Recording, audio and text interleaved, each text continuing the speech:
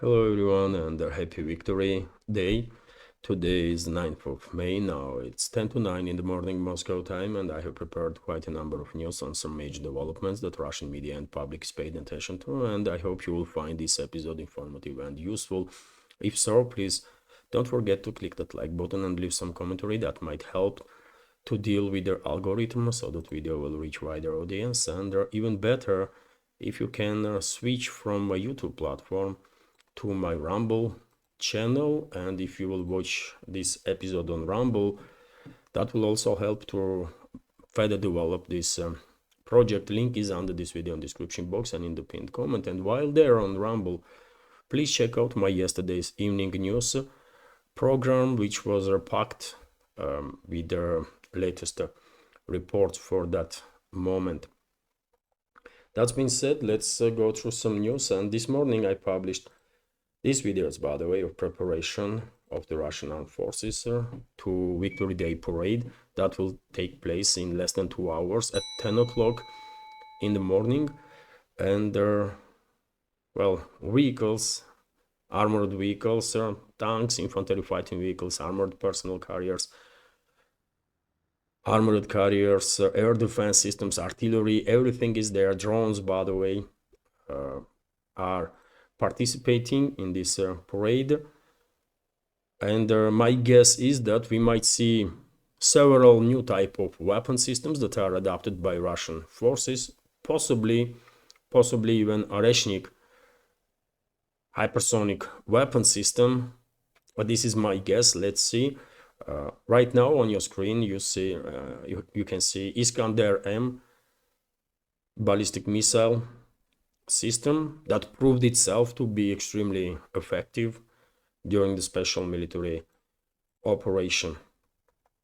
So at 10 o'clock parade will start, and I will try to find a link video from parade with the English language or English subtitles, and I will share on my Telegram and Twitter X page that link so that members of our community can watch it. I believe RT will have a live broadcaster from Red Square, so check out if you want to watch parade online. Check out RT's Rumble channel, by the way, because RT is blocked on YouTube, as we all know it. Okay, that being said, let's go through some other news. And of course, many members of our community and society worldwide is wondering if Kyiv regime honored their 72-hour ceasefire that Russian president announced a couple of days ago. And as I was saying, by the way, of course, answer is no. Of course, answer is no. Kyiv regime did not honor nothing because they can't. Kyiv regime, this Zelensky and his criminal associates are puppets of the globalist puppet regimes in Europe, UK first of all, and obviously British so-called elites, British aristocracy loves to hate Russia and will use any opportunity to harm Russia one way or another, and in this particular case they will use any opportunity to distract Victory Day celebration. And therefore we have reports about hundreds of episodes of when truce, this Victory Day truce was breached. Even this morning, by the way, although I will get to that latest developments. But first, this report from RT about Russian Defense Ministry statement yesterday afternoon. And let's go through it. Two attempts by Ukrainian forces to cross the border into Russian Kursk region have been thwarted. Defense Ministry of the Russian Federation reported Kyiv troops tried to carry out incursion despite the Russian President Vladimir Putin's announcement of a 72-hour Victory Day ceasefire from midnight on May 7th to 8 to midnight on May 10th to 11. The ministry noted in a statement on Thursday another major Ukrainian assault on Russian positions took place near the town of Dzerzhinsk, also known as Toretsk. The statement said that since the start of the declared truce period, Kiev's forces have attacked a total of 488 times, and this is for yesterday afternoon, by the way. Since then, this number, of course, significantly increased, and today Russian Defense Ministry most likely will provide us with the latest information. And from this 488 violations, 173 was done with artillery shelling, with the tank fire, mortar fire, and fire from multi-launch rocket systems. So Kiev regime was continuing its terrorist activity as if nothing is happening. And also 300 drones, FPV drones, were used by Kiev regime on line of contact during the moment that Defense Ministry shared with public this information. The deliberate destructive actions of the Ukrainian side against Russia confirms the desire of Kiev regime to prevent a peaceful settlement of the Ukrainian conflict, the ministry stressed. And I think more and more people worldwide understands that there is no point to have any truth with the Kiev regime. There is no point to have any talks with the Kiev regime. This Western-backed terrorist regime has to be completely destroyed, completely neutralized. This is the only way we have. This is the only way Russia really has if it wants to secure itself, secure its citizens. That's how it is, by the way. We have to defeat globalists and their puppet regimes in Europe. And we will. We will. And also this morning, dear friends, when it comes to breaches of ceasefire by Kiev regime's terrorist forces, this morning, number of Telegram channels in Russian segment of internet reported that during the night, early hours of the morning, Kiev regime launched additional suicidal operations in direction of the Kursk region to establish their foothold on the northern side of the border, northern side from Kursk salient area in direction of Novy Put Abukhovka and in direction of Tyotkina settlement, which is located basically right on the border.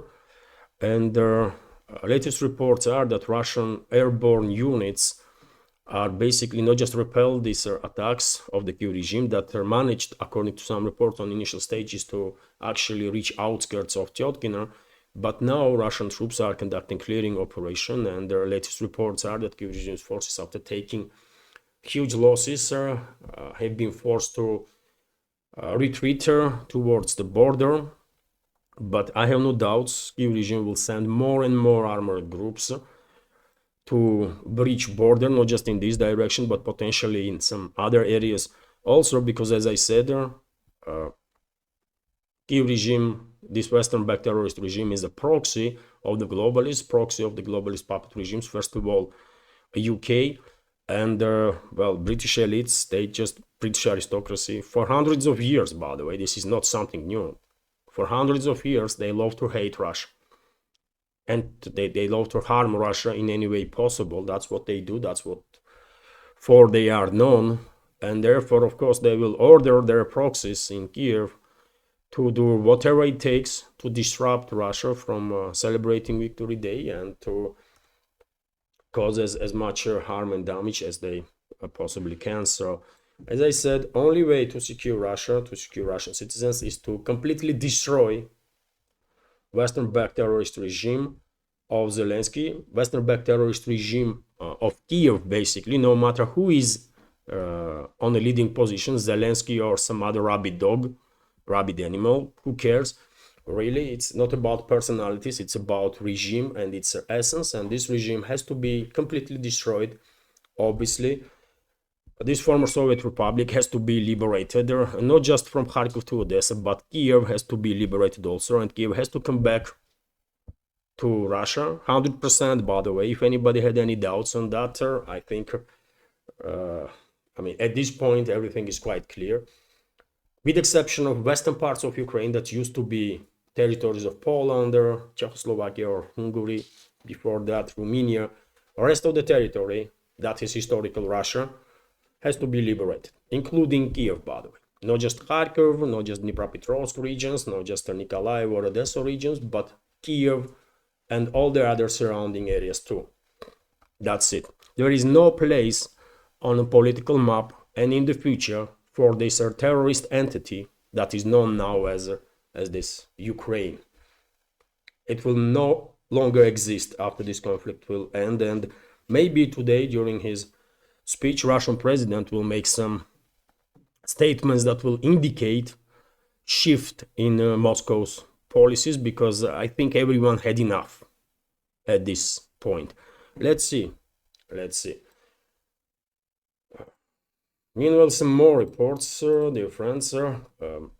TASS news agency is reporting that before this Victory Day truce was implemented, Russian armed forces managed to establish control over the Troitskaya settlement in the DPR. This settlement is liberated now, and I predicted that this will happen a couple of days ago. And if we take a look at the map, dear friends, this is Troitskaya settlement, and the Russian troops also managed to enter outskirts of Orekhovo settlement. And well, take a look at the map. We are talking about that Russian troops are liberating areas right next to border with the Dnipropetrovsk region. And as I said quite a few times in previous updates, once this 3-day ceasefire will end, most likely Russian troops will begin liberating people and territories from the Western-backed terrorist regime of Zelensky in the Dnipropetrovsk region. Also, it's absolutely inevitable. When it comes to developments in zone of special military operation, well, I shared yesterday in my Telegram and Twitter X page this report about neutralization of yet another mercenary from United Kingdom. Let's go through this news. Another UK mercenary bites the dust in Ukraine conflict zone.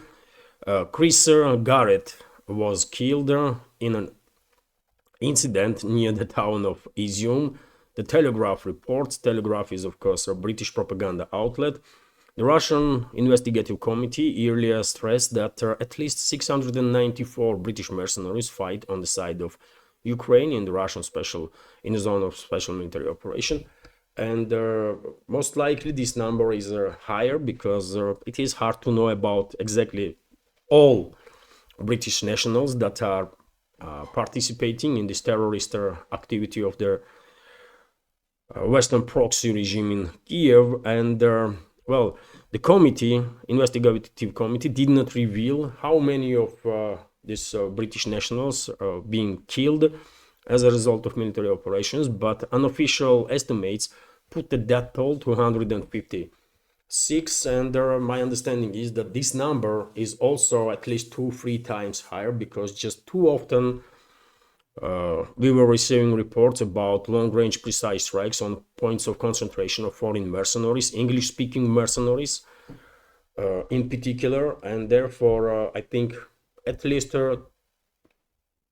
400 British citizens, mostly assets of MI6, SAS, Special Forces, and other British units were neutralized. Although certain number is clearly mercenaries, some psychos that were thinking, they will go and fight Russians and it's gonna be easy walk for them. No, they died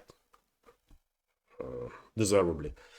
And so yes, that's the numbers. By the way, I think hundreds of British citizens are being neutralized by Russian forces.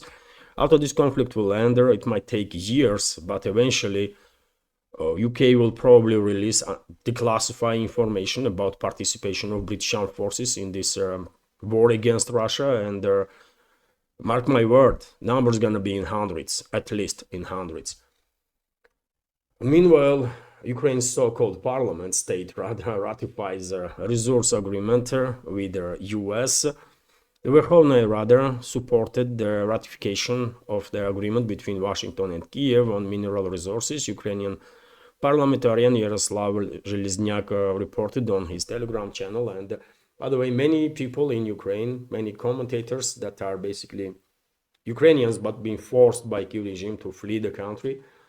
For example, Anatoly Shary, who is in exile somewhere in Europe, I believe, stated yesterday, based on his sources, and Anatoly Shary is a well-known blogger, journalist, or political figure, a public figure in Ukraine. And he stated that, according to his sources, none of the parliamentarians, so-called MPs in Ukraine, had the full text of this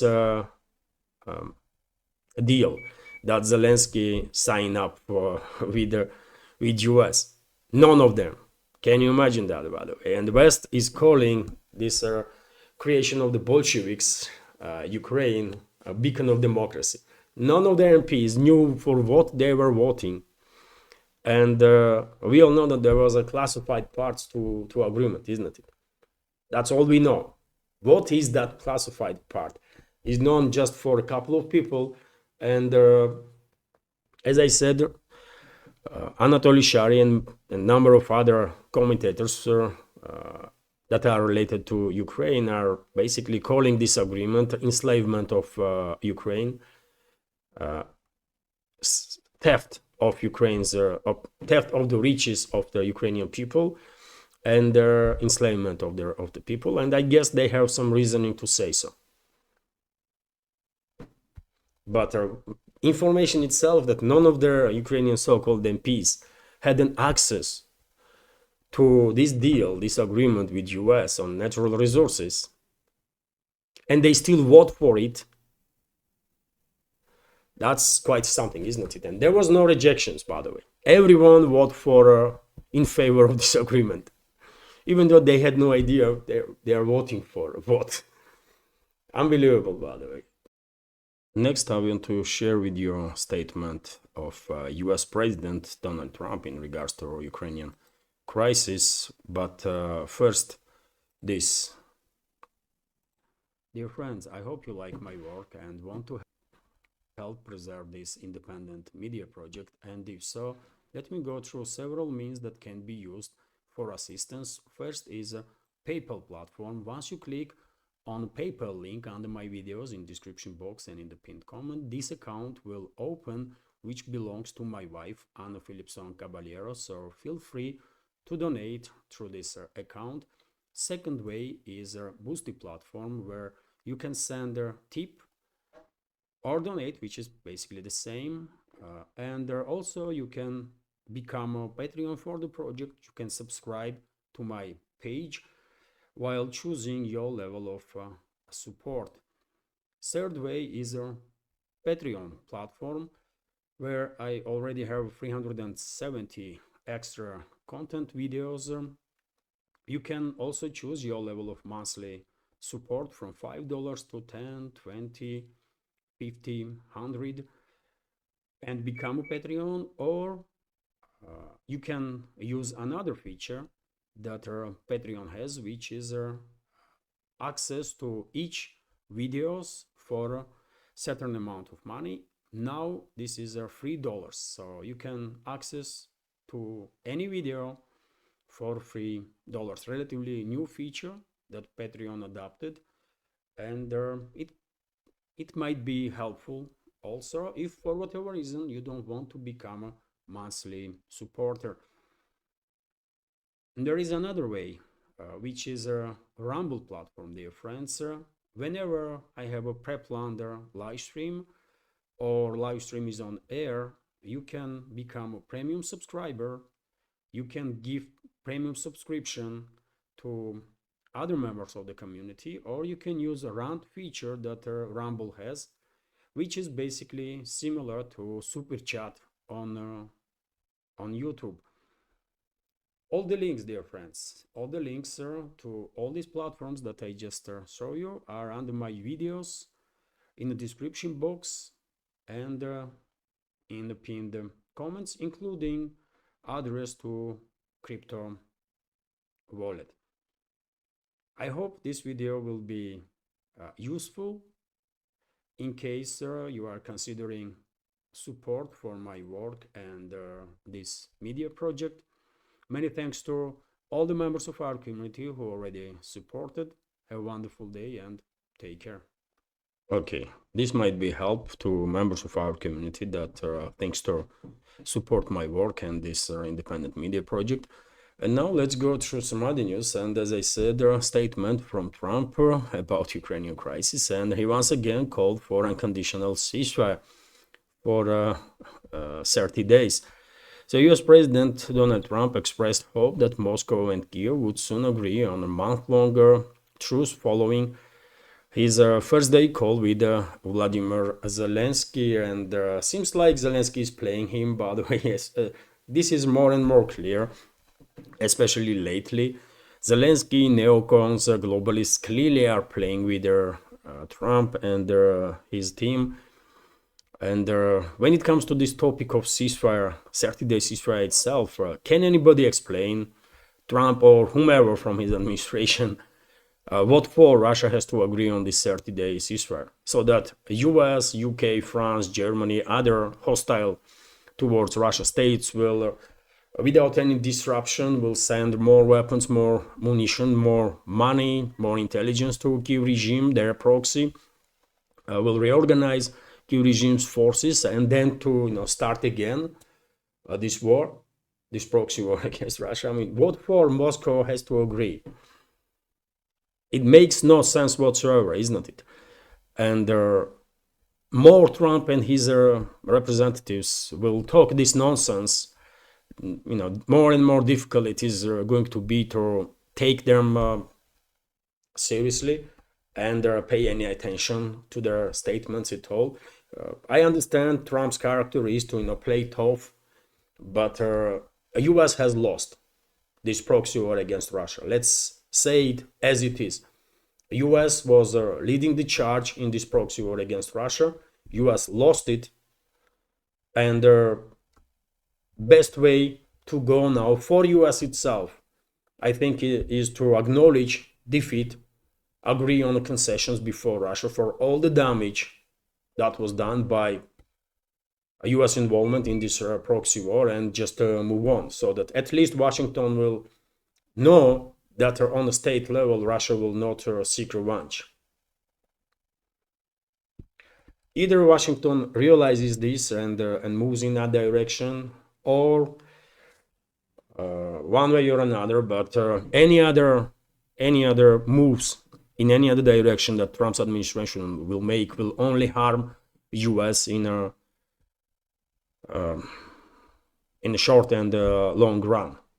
They might not realize that immediately, but any other policy of Washington will be extremely harmful for US. So it will be better if they will change the tone, by the way, and start talking serious, right? Meanwhile, RIA Novosti is reporting that aide of Russian president finally said that Russia is kind of tired with these games that Washington is playing.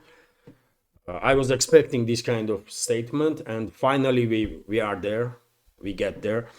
So presidential aide Yuri Ushakov told the Russia One journalist Pavel Zarubin about a mutual disappointment in the relations between Russia and the United States. He is still very diplomatic, by the way. He is still very diplomatic, but he is highlighting that Moscow is clearly tired with Washington's games. Yes, we probably disappoint them somewhere. He means US leadership. They disappoint us too, perhaps even more than we disappoint them, and for a long time, he noted. According to the presidential aide, Moscow's demands and proposals are taken into account by American side to some extent, although not all of them. As he explained, statements from the United States shows that the administration of President Donald Trump understands Russia's demands and goals. Yet again, too diplomatic, but at least the main part is being said that Moscow is getting tired of US leadership's games.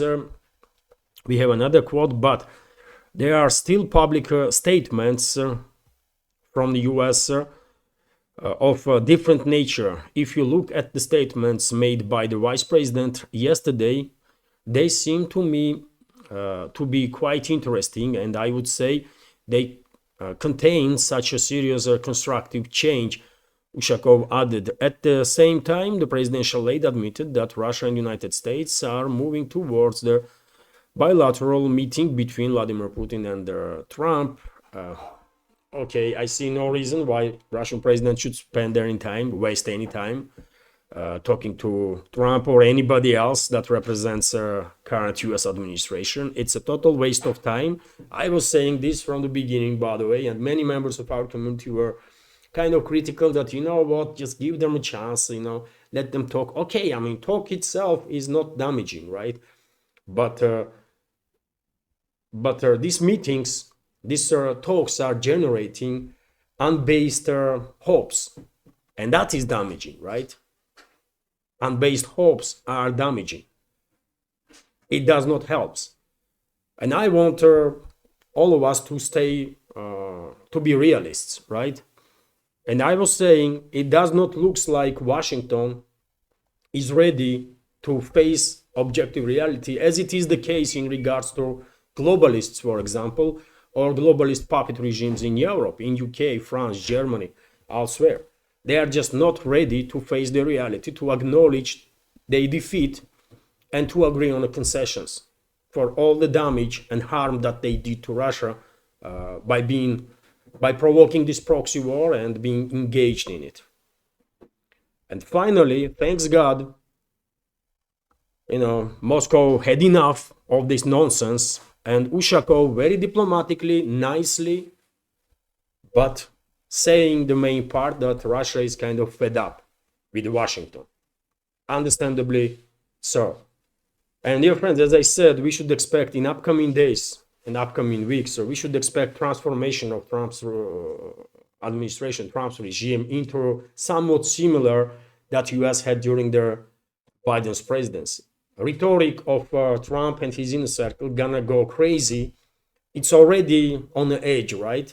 Trump is already indirectly threatening Russia, and his inner circle, members of his inner circle, are insulting Russia, Russians, president of Russia, for example, head of Treasury in US.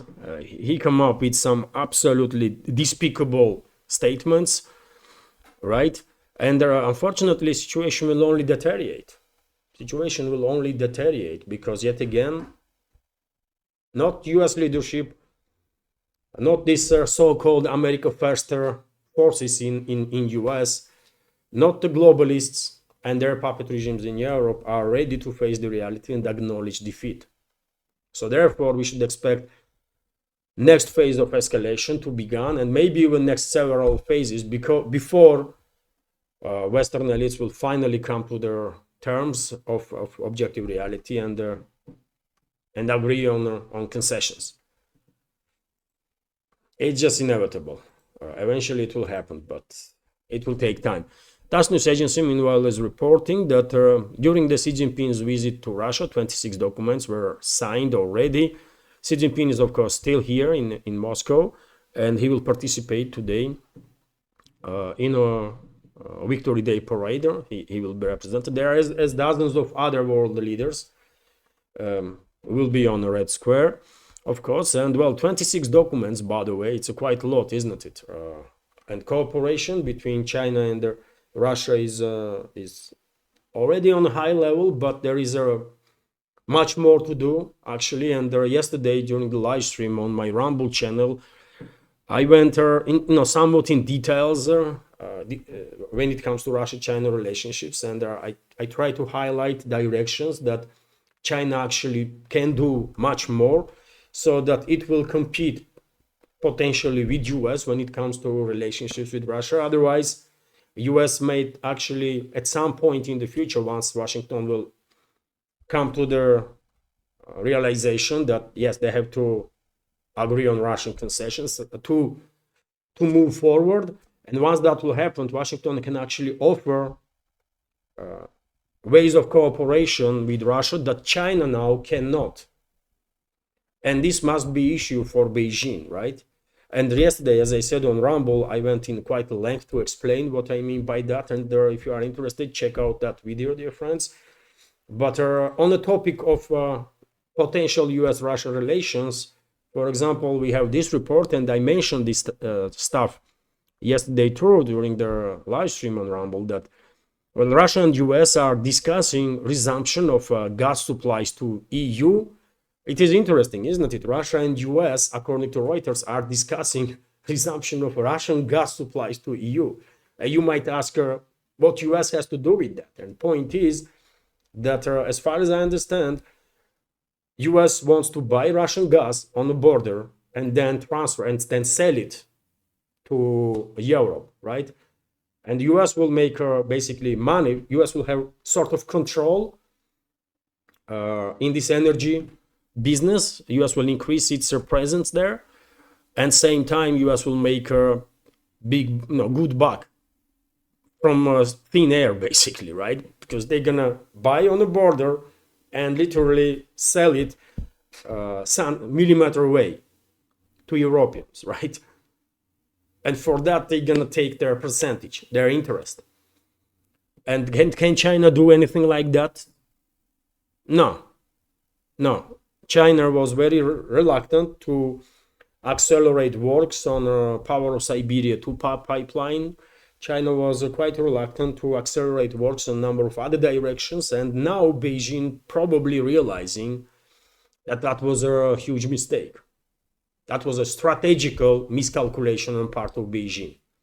And therefore, I think it's not just these 26 documents that Russia and China signed up for, but I think statements of leaders of two countries, Putin and Xi Jinping, that work will accelerate in energy sector too, particularly, among other things, on direction of Power of Siberia to gas pipeline. I think this time this statement is a serious one, because we hear such statements constantly whenever Xi Jinping and Putin are meeting each other, but very little was done to really accelerate this work. But now, I guess Beijing, because of the China, by the way, China now, based on Power of Siberia 1 pipeline, buys Russian gas almost on the prices that are similar to prices that we buy our own gas here in Russia. And this is definitely not the way to go forward. This is not good business for Russia, right? Russia wants to sell gas outside for a profit. It's not humanitarian aid, for God's sake. And China was, demanding prices to be just too low. Okay, they play too much. And they are now in a position when, they weaken themselves, let's say this way, and big time. And therefore, I really expect China to accelerate work and cooperation with Russia on strategical levels in direction of strategical projects, so that Beijing will be in a position to offer Russia something that US cannot, which is now not the case, really. Anyways, I spoke about this topic yesterday, quite enough on Rumble, so if you are interested, you can check that video. But this topic, this news is exactly on that matter, isn't it? That representatives of Russia and United States discuss possible assistance from the Washington in resuming Russian gas supplies to Europe, Reuters reported, citing 8 sources. So I guess this report is correct. 8 sources, that's quite a lot. The talks touched on participation of American investors in the Gazprom, the Nord Stream project, and their pipeline that runs through Ukraine. So it's a big deal, by the way, and I think there is a chance actually that the US might play a role of mediator in a business in energy supplies between middlemen. US may become a middleman in a business between Russia and Europe, not just in the energy sector, but in other areas also, because clearly globalists and their puppet regimes in Europe don't want to have any deals with Russia, right? They just hate Russia too much. They are too Russia haters, too much of. They are poisoned, in such a way that this hatred of Russia and Russians and everything Russian is bleeding out of them. right? So therefore, they cannot deal with Russia, but they can deal with US. They might hate US also, but at least they can deal with them, right? So let's see. This is an interesting direction, by the way. Russia will sell energy to US, and US then resell it to Europe. And both countries, both sides, Russia and US, will profit of this business. Europe will suffer, obviously, because they will pay more, but that's what European elites want. That's the result of the Russia hatred, right? Meanwhile, RT is reporting that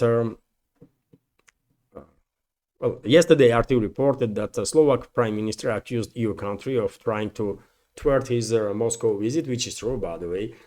Brussels was very keen to block representatives of European states, leaders of the European states, in particular Slovak Prime Minister Fico and Serbian President Vucic to come to Moscow, but both did, by the way.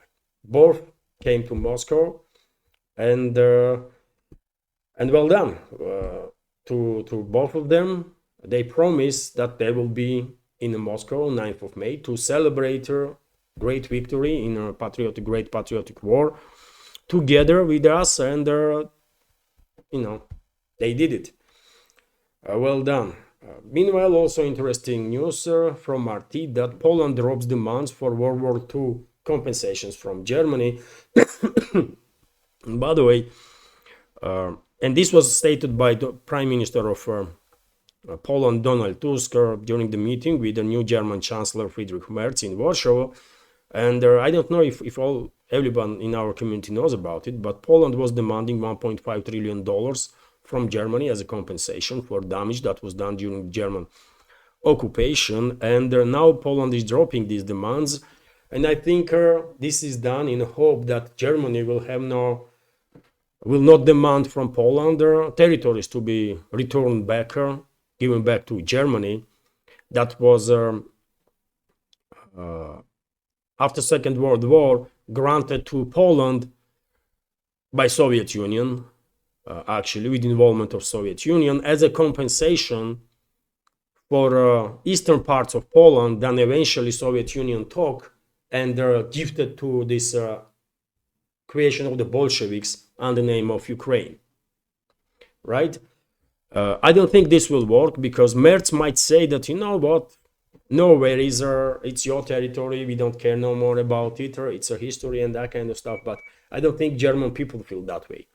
And on the very same day, Poland will return control over the western parts of the so-called Ukraine, or the territories that used to be part of Poland. I think many people in Germany will say, you know what, Poland, give back now our land that you receive as a compensation for losing eastern territories. And therefore, I think some serious confrontation between Poland and Germany is absolutely inevitable. Even a war, by the way. If you ask me, in next 15 to 20 years, I predict large-scale, full-scale, full-out war to happen between Germany and Poland.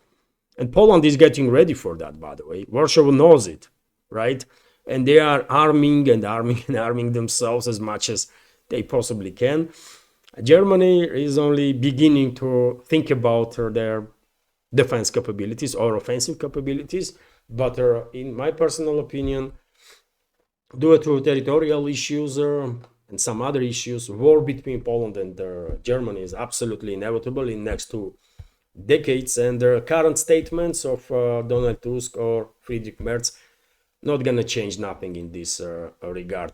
RIA Novosti is also reporting that Israel once again threatens Iran with the serious consequences of Houthi actions.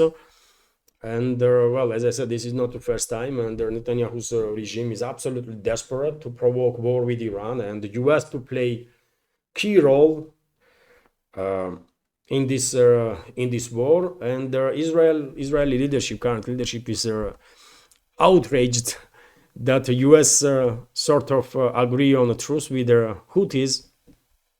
And US ambassador in Israel was even trying to justify this decision of Washington. Is if Washington has to obey any wishes of Israeli leadership or any orders from them or something like that. It was clownish to see, by the way, that U.S. ambassador in Israel is acting like a freaking clown and tries to, in one hand apologize for this truce that Trump reached with the Houthis, and in other hand to justify, why this was done. And I mean, this is just too bad, man. This is just too bad. The U.S.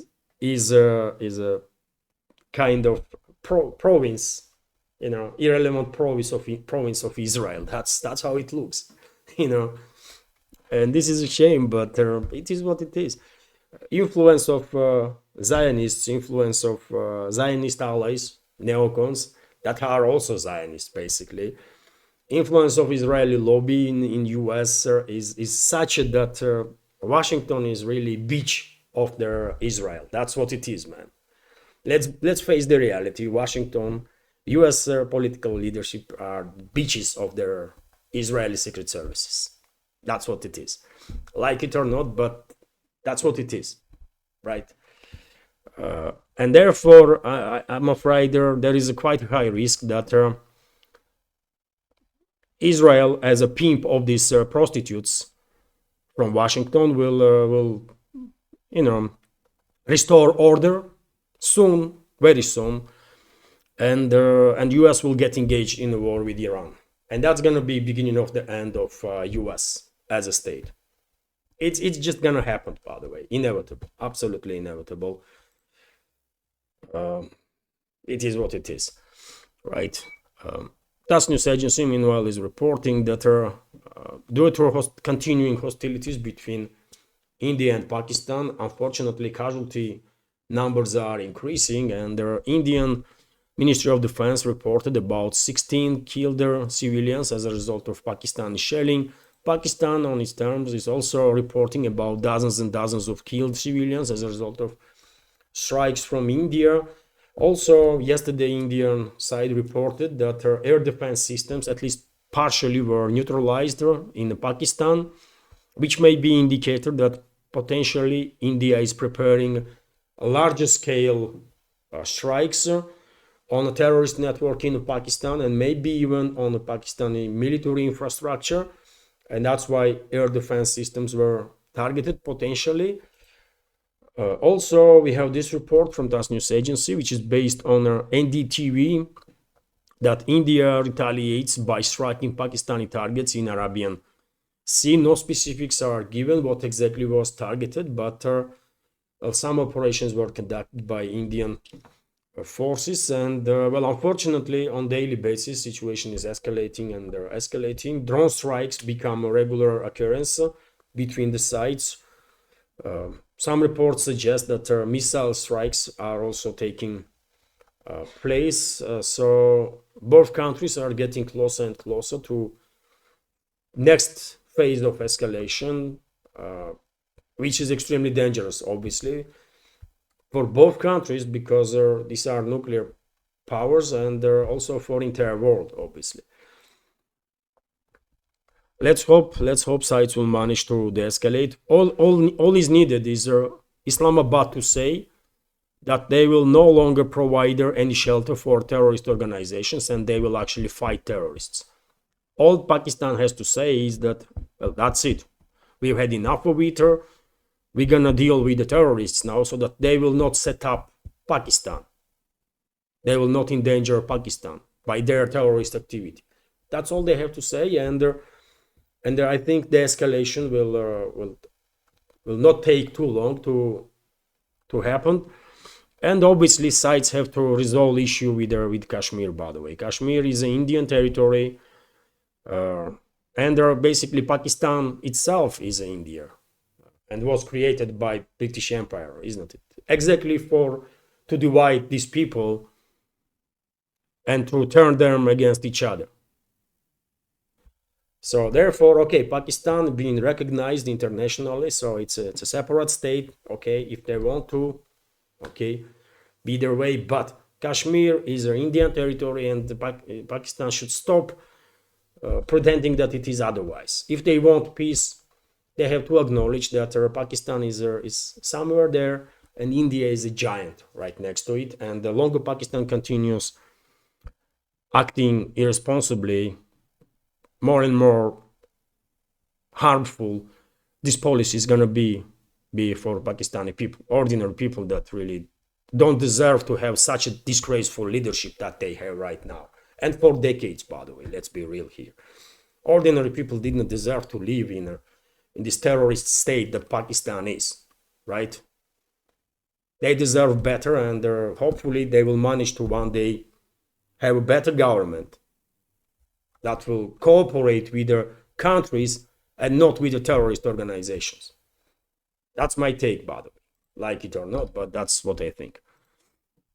And I'm always going to be on side of India, by the way, no matter what. That's also true. And well, let's continue with this news. Das news agency is reporting that EU intends to adopt 17th package of anti-Russian sanctions by May 20. Okay, dear friends, that's all I'm gonna say about this news. Okay, 17th package. In years time, probably it will be 27th package. Okay, easy if we care, by the way. And the UK gonna follow, as it always does, and the UK gonna impose sanctions on Russian so-called shadow fleet. How many times they're gonna impose sanctions on Russian shadow fleet?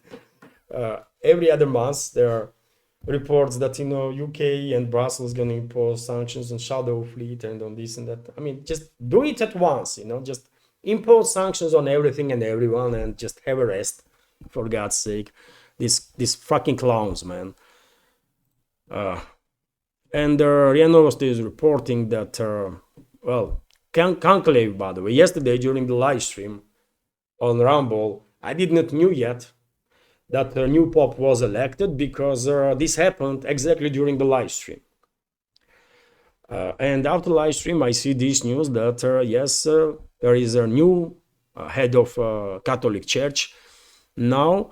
So Conclave in the Vatican has elected their 267th Pope. White smoke has risen from the chimney on the roof of their Sistine Chapel of their Apostolic Palace. The new Pope is a Cardinal Prevost from the United States. The Cardinal Protodiakon, he took their name Leo XIV. This is the first pontiff in history from the United States. I mean, understandably so. How long United States exist, for God's sake? I mean, some people maybe are forgetting that United States is like a newborn baby compared to civilizations that are existing for thousands and thousands of years. So, I mean, what a surprise that there is a first U.S. Cardinal being elected as a Pope. I mean, and is that really matters? Usually popes were Italians, right? But then this tradition was broken. Now, there are people from all over the world can become Pope, I guess. And well, that's all I have to say, by the way. Okay, new Pope is elected. Congrats to all the Catholics worldwide. If they are happy with this decision, I think traditionalist Catholics not gonna be happy, by the way, in my personal opinion, because this personality is known to be progressive, somewhat woke element, and woke is broke, right? Go woke, get broke. There is say, isn't it? And so, I'm not quite sure that to have this neoliberal elements in the church is a good deal. But anyways, Western Christianity is undergoing some quite enormous changes, by the way, for sure. That's clearly the truth, isn't it? And many people are not happy about it, and that's why I think in the Western world more and more people are joining Orthodox Christianity. and they are welcome. And this is it for now, dear friends. Relatively long update, but anyways, hopefully you'll find this episode informative and useful.